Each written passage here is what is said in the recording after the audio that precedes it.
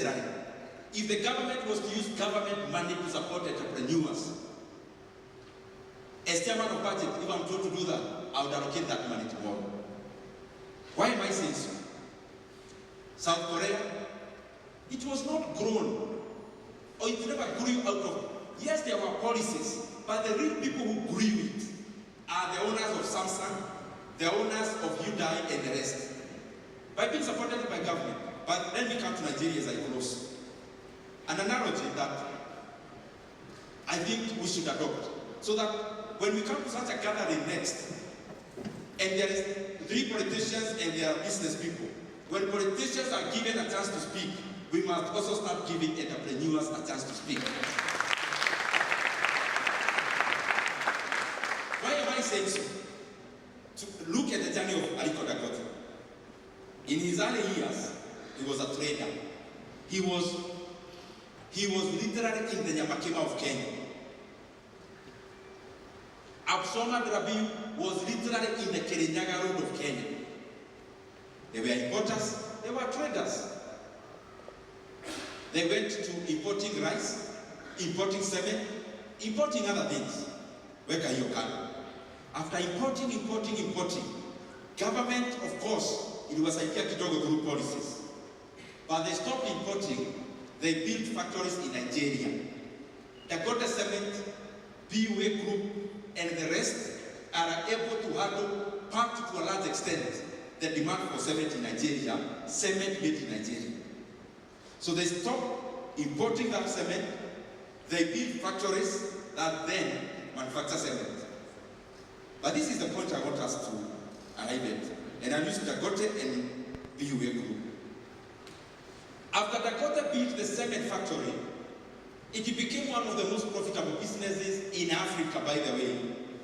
Cement prices in Nigeria have among the highest margins in the world. But this is the point I want us to arrive at. When Dangote makes profit out of cement, please go with me slowly. When BUA Group chairman makes profit out of BUA cement and all the other industries, including the agricultural value chains, where they have businesses, what happens? Dangote then starts the biggest refinery of all in Africa. It is now starting operations. What is the point I'm making? Dangote has more than 12 billion Kenya shillings, 12 billion US dollar in the world. How much money is that? How much money is that? 12 times 135. How many trillions are those? Can somebody do for me? 12 times 135 is how much?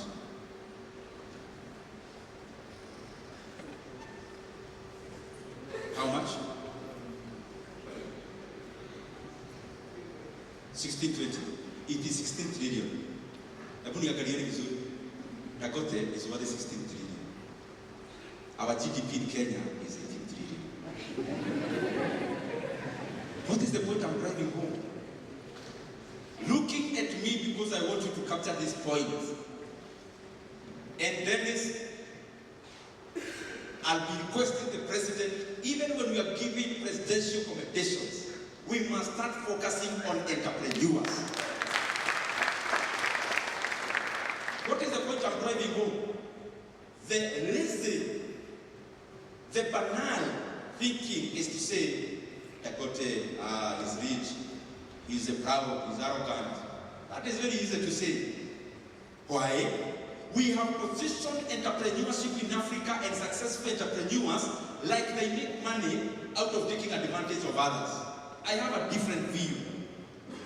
When Dangote makes profits, he starts the biggest refinery in Africa. Then, Nigeria stops exporting crude and importing finished products of oil. Nigeria starts exporting products finished in Africa. Who gets the benefit? It is the people employed in Dangote refinery, Dangote cement, and all the other factories. Who else? It is government. They stabilize the forex. They are able to tax more people because more people have jobs. So let me ask you, the profit Dakota makes and ultimately invests in a refinery, is that his money really, or is it public money? Just think about it. Other than being the owner, and it is written on the CR12 that he is the owner, who actually gets the benefits of the refinery that Dakota is building? Who gets? Is it him? How much money can he spend in a day? He can't even spend maybe $1 million shillings every day. Even living the kind of life that is so expensive. So all these other money, is it his money really? Is it his money? He can only spend in one room, on one bed. To give him a coffee, Robert brother. Thank you, my brother. Thank you, sir. Thank you, sir. Thank you very much. We were actually waiting for you to conclude. Thank you very much. So, the reason why entrepreneurship must be promoted is that it does not serve the interests of the business person per se. That is what we must remove from our mind. The university here called Mount Kenya University, the owner has enough money from other businesses. If he closes Mount Kenya University, is it him who loses or the comrades? If the companies in Kenya manufacturing cement were to close, because the owners have enough to go to Bahamas, to go wherever, they close off their companies, they say we don't want because we have money.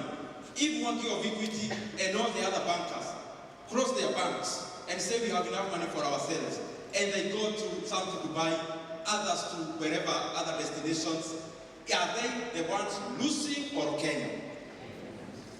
That is the kind of analogy we must continue to cultivate. We must continue to elevate entrepreneurship.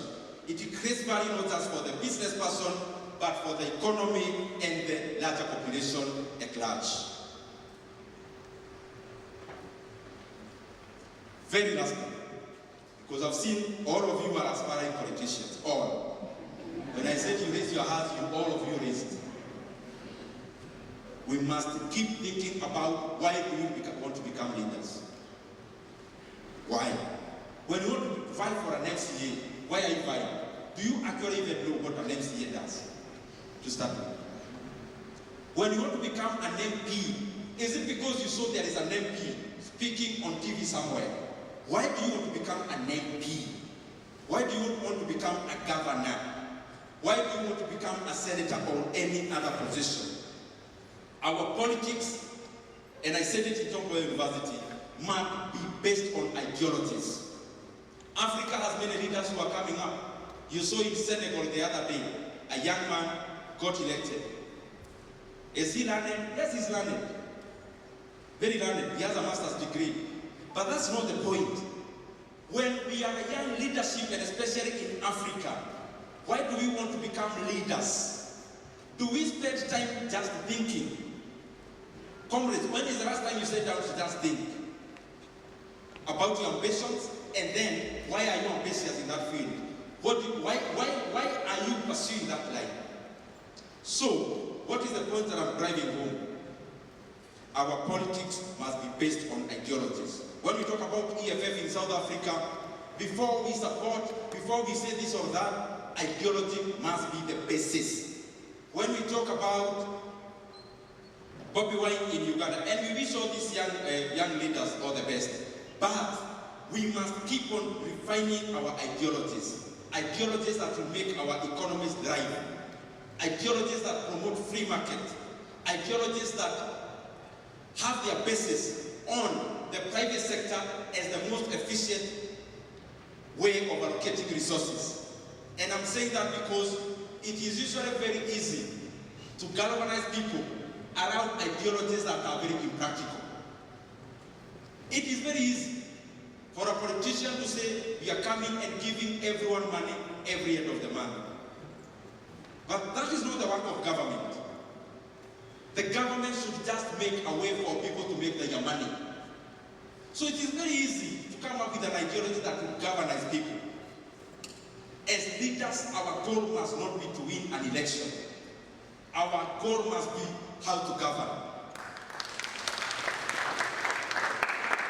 And how to govern is from an MCA seat to any other seat, because it is through out of that decision making that governance helps. Winning an election is easy. You can do good speeches, you can promise anything.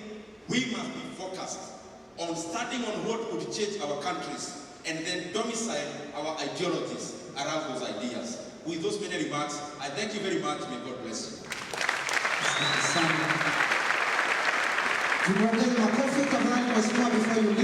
Before you leave.